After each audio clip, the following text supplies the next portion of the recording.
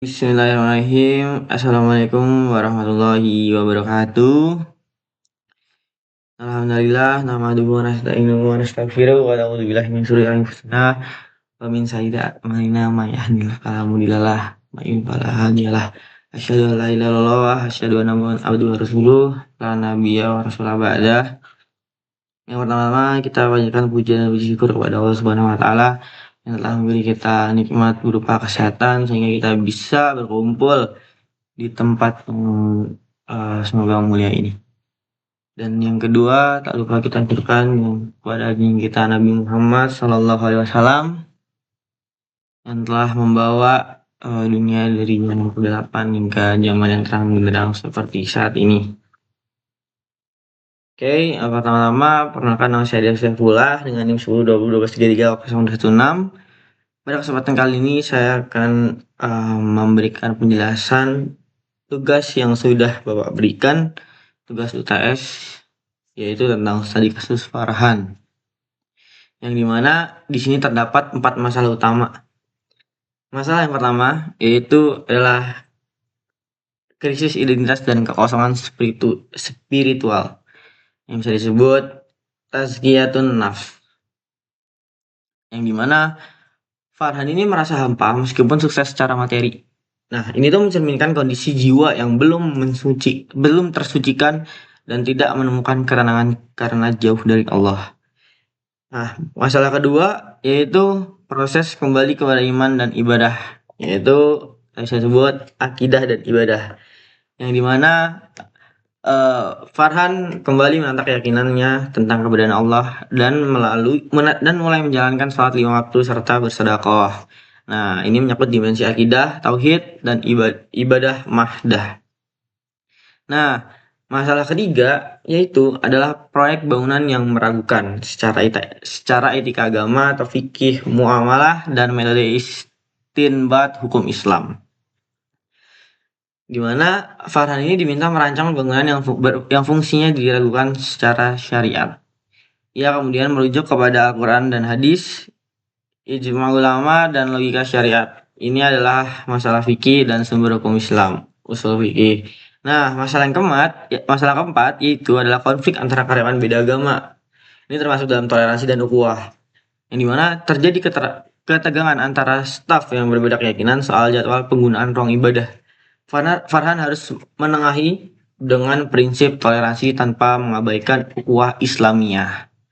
Nah, soal kedua ini ada pendapat, argumen, dan penjelasan yang berdasarkan dari dalil. Jadi masalah pertama, yang krisis identitas dan kekosongan spiritual. Di sini dimana Farhan itu mengalami apa yang dalam Islam disebut sebagai ghaflah atau kelalaian dari Allah, dan jiwa yang belum tertazkiyah, itu tersucikan. Kesuksesan materi tanpa landasan spiritual menyebabkan kekosongan batin. Dalil Al-Quran menyebutkan, ingatlah, hanya dengan mengingat Allah hati menjadi tentram. Surat Ar-Ra'd ayat 28. Dan barang siapa berpaling dari peringatanku, maka sesungguhnya baginya penghidupan yang sempit. Quran surat Taha ayat 124. Dan ada juga hadis yang menyebutkan bahwa sesungguhnya di dalam tubuh ada segumpal daging. Apabila ia baik, maka baiklah seluruh tubuh. Apabila ia rusak, maka rusaklah seluruh tubuh. Ketahuilah, itulah hati. Hadis riwayat Bukhari dan Muslim. Nah, menurut pandangan ulama, Imam Al-Ghazali dalam Ihya Ulumuddin menjelaskan bahwa ketenangan jati tumaninah hanya dapat dicapai melalui pensucian jiwa dan kedekatan dengan Allah, bukan dari harta atau jabatan. Nah, dari kesimpulan ini yang dimana krisis yang dialami Farhan adalah alam spiritual yang mendorong seorang kembali kepada fitrahnya. Islam mengajarkan bahwa manusia secara fitrah selalu rindu kepada Sang Pencipta. Quran surat Ar-Rum ayat 30. Lalu pada masalah kedua, yang dimana Farhan ini menyimpulkan bahwa alam semesta tidak terjadi secara kebetulan, melainkan ada Sang Pencipta. Ini adalah kesadaran tauhid rububiyah dan uluhiyah. Ia kemudian membuktikan melalui sholat dan sedekah. yang dimana dalam dalil akidah disebutkan sesungguhnya dalam penciptaan langit dan bumi dan silih bergantinya malam dan siang terdapat tanda-tanda bagi orang yang berakal. Quran Surat Ali Imran ayat 190. Nah, pula dari sholat yang dimana sesungguhnya sholat itu mencegah dari perbuatan keji dan munkar. Quran Surat Al-Ankabut ayat 45. Dan ada juga sholat itu adalah tiang agama. Barang siapa menegakkan maka ia telah menegakkan agama. Dan barang siapa meninggalkannya maka ia telah meruntuhkan agamanya. Hadis riwayat Baihaqi. Dan adapun dalil sedekahnya yaitu ambillah zakat dari sebagian harta mereka. Dengan zakat itu kamu membersihkan dan mensucikan mereka. Quran Surat At-Taubah ayat 103. Dan sedekah tidak akan mengurangi harta. Hadis riwayat Muslim. Menurut pandang ulama, yang dimana Syekh Ibnu Taimiyah menyatakan bahwa iman yang benar, iman sahih, harus diberikan dengan amal nyata. Salat dan sedekah adalah dua pilar pembuktian iman yang paling fundamental dalam kehidupan seorang muslim. Nah, di sini kesimpulan adalah langkah Farhan kembali kepada salat dan sedekah adalah manifestasi iman yang benar. Keyakinan dalam hati diucapkan dengan lisan dan dibuktikan dengan perbuatan. Dan ada pun masalah ketiga yaitu yang dimana ini adalah masalah fikih, muamalah dan usul fikih. Farhan menggunakan 4 sumber hukum Islam yang berurutan Al-Quran, hadis, ijma ulama, kias atau terminologi syariat. Urutannya itu sesuai dengan hierarki sumber hukum Islam dalam mazhab ahlus sunnah. Yang dimana sumbernya itu ada Al-Quran, hadis, ijma dan kias.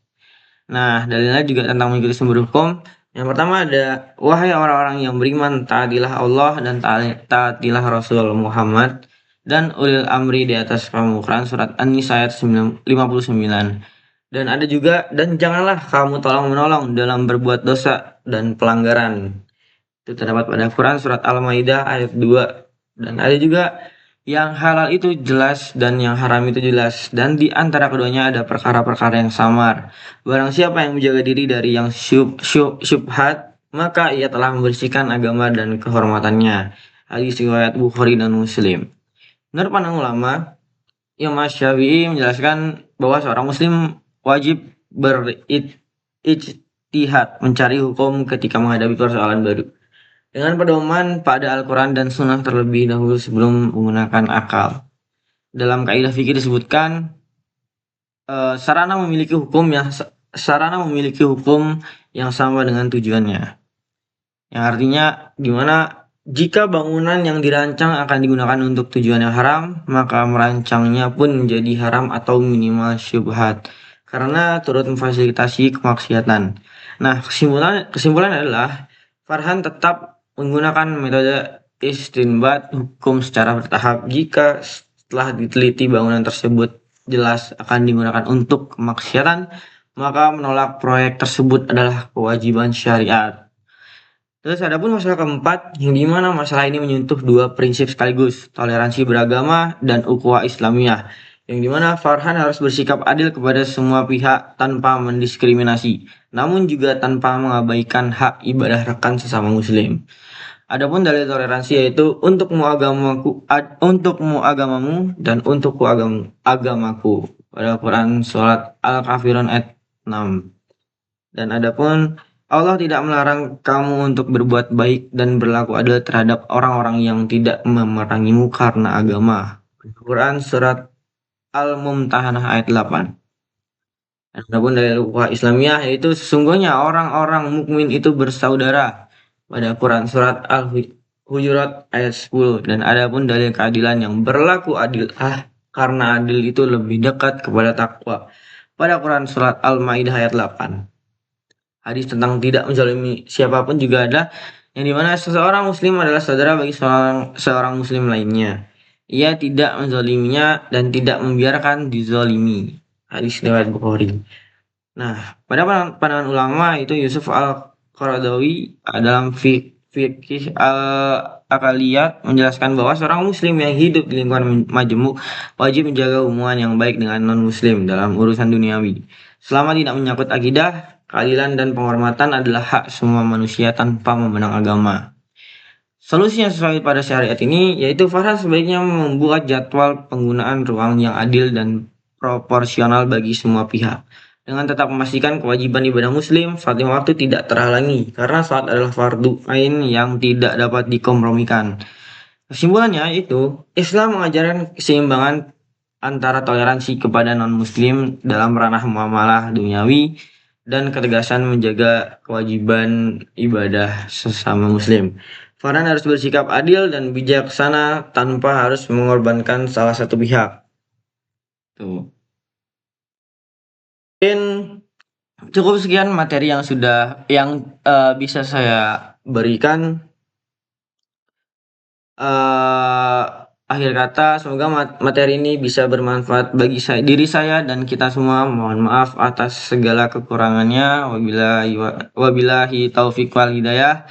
Waridho wal inayah. Wassalamualaikum warahmatullahi wabarakatuh.